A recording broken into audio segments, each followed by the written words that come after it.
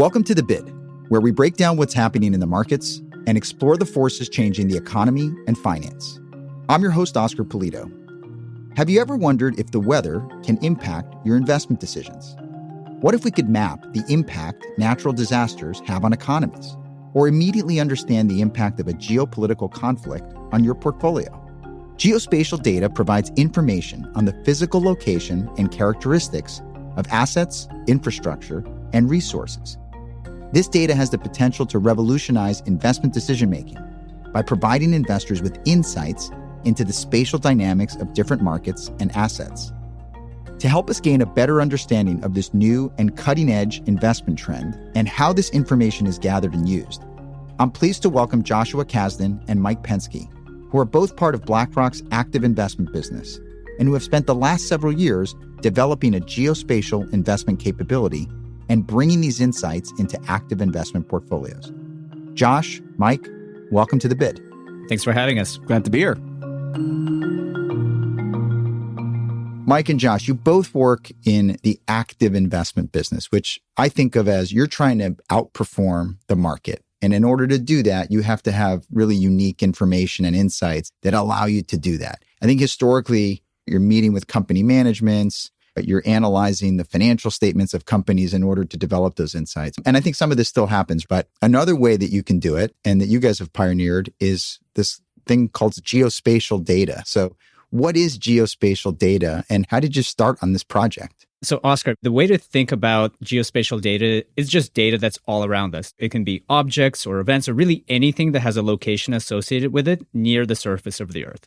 Right now, you're sitting in the world somewhere. Right now, you're sitting here with us. Outside, it might be really hot. People might be walking around the commercial district. The airport at the local city might have a lot of activity. There are a lot of hotels that might be booked in the area. All of these are concepts that are geospatial in nature. They're associated with location. And so what are the data that are associated with it that we can measure? We can measure the extremity of temperatures. We can understand the foot traffic around various stores and retail locations. We can understand what hotel bookings look like. We can measure the GPSs on trucks as they're moving around the city. All of these happen in certain locations, and they have investment implications associated with them that we can actually leverage in our portfolios. Ultimately, to us, geospatial data is about getting information that's more timely, that's different than what you can get from other data, and it really is associated with actual real human economic activity happening in real time.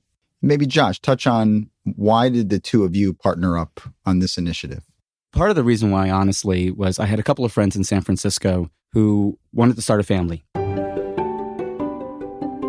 And usually when you start a family, you move out of the city and you go out into the suburbs somewhere, maybe someplace that has a little bit more room to move. There are schools. You have a yard for your kid to run in. And every year after they moved out of San Francisco, they had to pack up their home and get into a car and drive away because there was wildfires. In California, you fear wildfire season every year. That cost on a family, on a community, is really hard to quantify. We wanted to better understand how extreme weather events were ultimately impacting households, businesses, and the market. A couple of years ago, Mike and I decided to explore what were the effects of FEMA disaster declarations on economic activity at the county level in the United States. By the time we got comfortable trying to understand that relationship, the pandemic hit. And that became an entire geospatial problem in and of itself.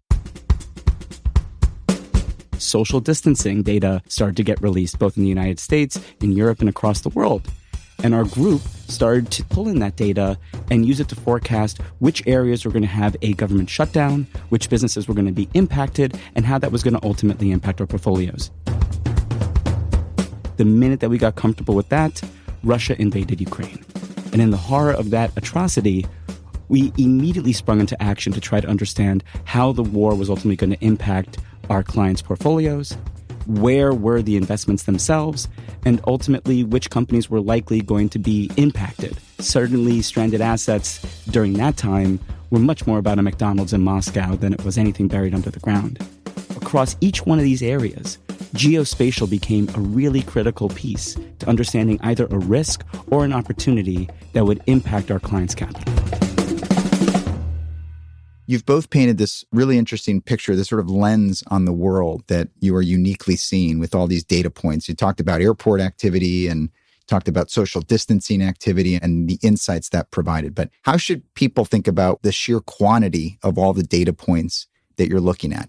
How should people think about what you're doing in the geospatial realm with this term big data that gets talked about a lot? So our team's motto is that we turn data into alpha. Usually that data can come in three different ways.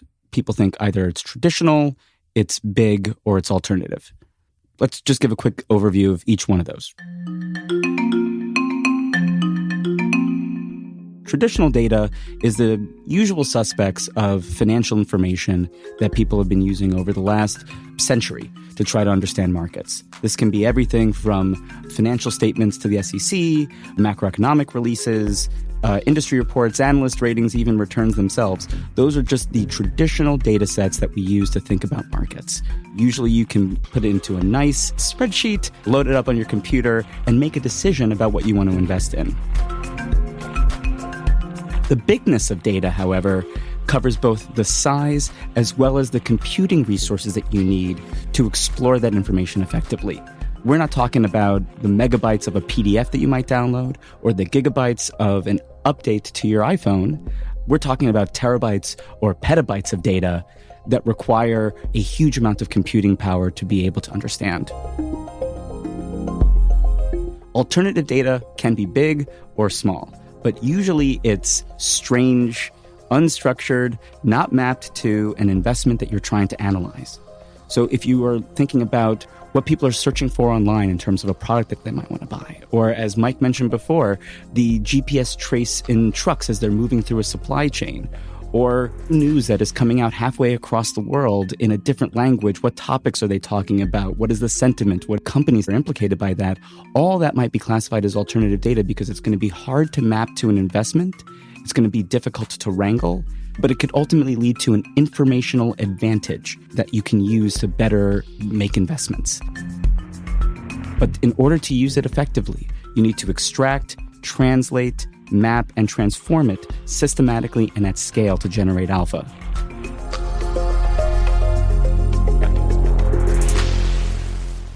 So in short, traditional data can be big, alternative data can be small, but by bringing all types of data together with some strong economic sensibility, we'll find value that's often overlooked by others in the market. Maybe going to the geospatial, you mentioned terabytes and petabytes. I'm not even sure I knew that second word, to be honest, but how are you gathering all this information? I understand that it's insightful when you have it, but just gathering it and organizing it must be a lot of what you've spent your time on maybe in these last couple of years. The way I think about our geospatial effort is that it's been trying to marry three disciplines that are actually a little bit different from each other. The first one is technology and computing. The second one is data science. And the third one is economics or finance research. Let me take you through each one of those in turn just to give you a bit of a flavor of what that means. From a technology perspective, Josh just talked about big data. Geospatial data can be really big. Just to give you some numbers, our geospatial platform up to this point has processed about 20 terabytes of data, and we really are just getting started from my perspective. To put that into context, the entire printed collection of the U.S. Library of Congress is about 10 terabytes of data. We've already exceeded that, and we have a lot more to go. So you really need a lot of expertise in computation and technology to be able to run operations on that type of data. The second one is data science. Some of the data that we use is publicly available, some we purchase, but in any case, we need to find ways to actually glean insights out of it. One very simple example that's been a very important part of our project is trying to tie companies to physical locations. What we've done is we've purchased a database of about 200 million points of interest, so where companies are located around the world. So what this database has is fairly fuzzy detail on what each location is, maybe something relating to a website address or a description, but it really doesn't map very cleanly to tradable companies. So what we've had to do is actually create data science models that give us a lot of accuracy in being able to map those 200 million locations to 60,000 tradable stocks. That is actually a really hard data science problem. It requires some really complex models, but that again is something that we really need to leverage in this effort. And then finally, more traditional finance economics research. This is actually the most nuanced, but maybe also the most interesting. So we have the data. For instance, NASA, the National Aeronautics and Space Administration, gives us data about the temperatures on the surface of the Earth.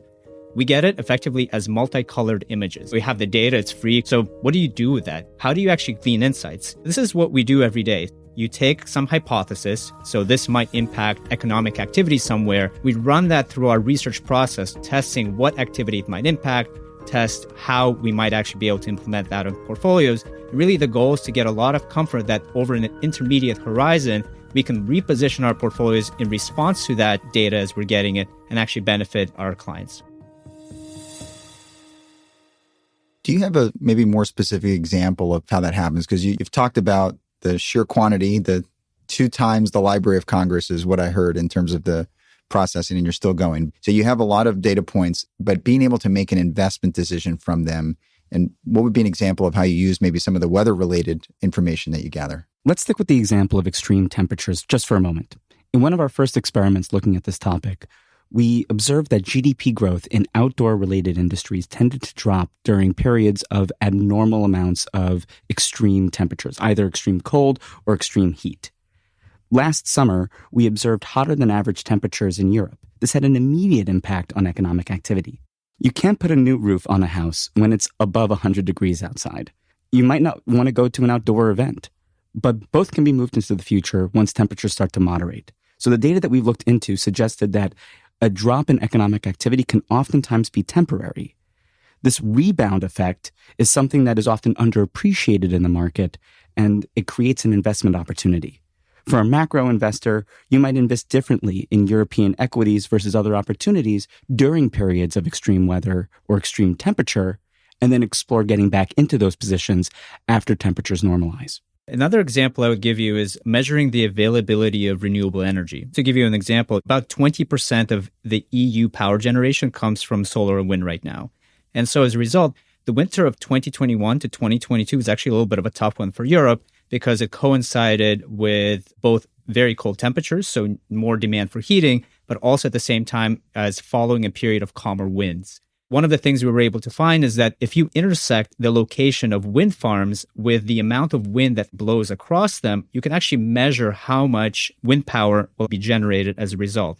Now, intersect that with the extremity of temperatures at that time, and you can actually get an understanding of the marginal demand that you might see for non-renewable energy sources to plug that gap. And so we were able to effectively demonstrate that by using these geospatial elements, these geospatial tools, you can actually predict what the change in prices of non-renewable energy, such as natural gas, might be. So what you're saying, Mike, is that you had information about the weather that gave you insights on the demand for energy, whether that be renewable or non-renewable. And at the end of the day, that just allowed you to make a forward-looking decision in portfolios that in the absence of that weather data, you wouldn't have been able to make. That's exactly right, Oscar. And the important thing to just also emphasize is that it's not just having the data, but also relating that to the economics implications of what this means. You want to demonstrate that there is increased demand for energy at this point in time, but you also want to demonstrate that there is potentially a decline in marginal supply of renewable energy, which will then require an increased demand for that non-renewable energy source. And that's really what we can trade in portfolios. You know, most people get up in the morning and they look at the weather and it influences what they're going to wear. Is it too hot? Is it too cold? And maybe you guys do that too. But you've also taken this a step further to think about what you're going to do from an investment perspective. Weather's an important component of this. But Josh, what else does geospatial data do? Because I get a sense that there's more that it can do than just weather-related insights. Absolutely, Oscar. Once you start looking for geospatial data, you'll see it everywhere. The question, as Mike was alluding to before, is not just what data you want to look at, but ultimately what economically sensible questions do you want to answer. Most recently, there's been a lot of turbulence in the U.S. banking sector centered around Silicon Valley Bank. One of the ways that we took geospatial approaches to this data was that we looked to see which banks were also exposed to the Bay Area, both in terms of where their physical locations were, but also importantly, the location of where all the deposits were, which we get data from the FDIC on. This helped us better understand the spillover impacts of the most recent banking turmoil in other parts of our portfolio. Another exciting project that we've just completed looks at trying to understand the evolution of portfolios from the lens of US cities. We often talk about trading country exposures in portfolios, but one thing that we found quite exciting is that there's actually a lot of dispersion in economic activity even within, let's say, the United States. An example would be post-COVID, there's been a lot of migration within the US, particularly as remote work has become more popular. That actually has a lot of important spillover effects. For example, as more people, let's say, move into a region, economic activity might accelerate, real estate in that market might accelerate relative to another region where maybe that is not happening. And what ends up happening is companies that are in those locations will actually benefit from that increased demand. And as a result, you can actually position the portfolio in response to shifts in economic activity, not just at the global level, but even in very small regions. And this all takes very specific and precise measurements of geospatial economic activity that we can trade within the United States. I'm remembering an example from a while back. You're probably going to tell me that we've moved on from this a long time ago, and it's so much more robust. The satellite images of parking lots of like a Walmart, and the images would tell you whether there's high economic activity or not. And I think that's an example of geospatial. But again, you might tell me that we've moved on past that already. I think you're right. When most people think about geospatial, they think of those images of cars in parking lots next to retail locations. But we have moved much beyond that. Hopefully, the examples that we've given kind of demonstrate actually the breadth of the amount of data that we can process and the really broad applicability of this. It's not just about retail. It's actually very broad, where we can trade equities, country exposures, rates, currencies. It has very important, meaningful implications that we can map to asset classes. I mean, in all honesty, the possibilities of this type of data are boundless. Some of the biggest questions that we have today in the market are geospatial in nature. What does the world look like after globalization as supply chains, trade start to move more into different regions? What do we think about how artificial intelligence will ultimately be changing production? And are we supposed to be looking at consumption physically as people are going to a mall or online? All these different questions have ultimately a geospatial component to them. And to us, geospatial data is the alpha that's ultimately hiding in plain sight. The ability to take anything from the physical world and map it into your portfolio, discover some economically sensible relationships, and then position your portfolio to take advantage of them is a huge opportunity for our clients. It's like the number one rule in real estate. Sometimes it's ultimately just about location, location, location. The statement you made around alpha hiding in plain sight, I think resonates, because what you're saying is the information's out there. There are insights to be derived about trends in the economy, trends in markets, but you need, it sounds like, computing power. And there's the two of you, but presumably there's a big team behind this that is helping you process, analyze the insights. But that alpha hiding in plain sight seems to best encapsulate the fact that the information's out there. It's just a matter of having the right resources to be able to derive it. 100%. And in all honesty, this entire effort wouldn't exist but for a huge team of dedicated, talented, intelligent collaborators. These are engineers, researchers, portfolio managers, all unified by a passion to try to understand what's happening in the physical world so that we can better do financial research using geospatial technology and help our clients maneuver their portfolios to take advantage of what's going on. And I will say, I think we're still in the early stages here. One way that sometimes think about this is natural language processing wasn't really a big part of the investment landscape. Now it's absolutely everywhere. We think it'll take time, but we think that this geospatial idea, these concepts, the data, it will become much more important in portfolios over time, particularly as the tools are built out. And we're very excited to be a part of it. Mike, you talked about natural language processing has made a lot of advancement in how we use it. Think ahead the next 10, 20 years for geospatial. What do you imagine it's going to look like and how are you going to utilize it? As I mentioned, Oscar, we're still at the early stages. And I think we're going to take incremental steps towards a final vision to be able to evolve portfolios really as the world turns. In the interim, what are things that we're trying to tackle? Interacting different data sets with each other, trying to use many things happening to predict what will happen then after that point. But ultimately, the thing that we would love to happen is the world turns, a bunch of stuff happens on the surface of the earth, and we immediately know how to reposition our portfolios in response to that. It will become much more automatic, where we'll be able to interpret these events and actually be able to reposition. If you think about today, any news article that you read is going to have a mention of a city or where the reporter is talking from. If you look on social media, you'll oftentimes find a geospatial tagged piece of information about what somebody is talking about, where they're talking about it from, or if they're live streaming from a concert or from an experience that they are having. If you look at where ships are positioning across the globe and where tradable goods are moving, each one of these have geospatial data within them. And so we want to be able to use all of that information in near real time to uncover actionable insights that we can use to better invest for our clients. Outperforming the market is hard work, but just listening to the two of you, it sounds like you're doing some pioneering work that hopefully increases the odds of that going forward. So Josh and Mike, thanks so much for joining us today on The Bid. Really appreciate it. Thank you very much. Thanks for listening to this episode of The Bid. If you've enjoyed this episode, check out our recent episode on the top 3 tech megatrends for some other interesting developments in the world of investing. And make sure you subscribe to The Bid wherever you get your podcasts. This material is intended for informational purposes only and does not constitute investment advice, a recommendation, or an offer or solicitation to purchase or sell any securities, funds, or strategies to any person in any jurisdiction in which an offer, solicitation, purchase, or sale would be unlawful under the securities laws of such jurisdiction. The opinions expressed are as of the date of publication and are subject to change without notice. Reliance upon information in this material is at the sole discretion of the listener. Investing involves risks. BlackRock does and may seek to do business with companies covered in this podcast. As a result, listeners should be aware that the firm may have a conflict of interest that could affect the objectivity of this podcast. For more information, visit blackrock.com/thebid.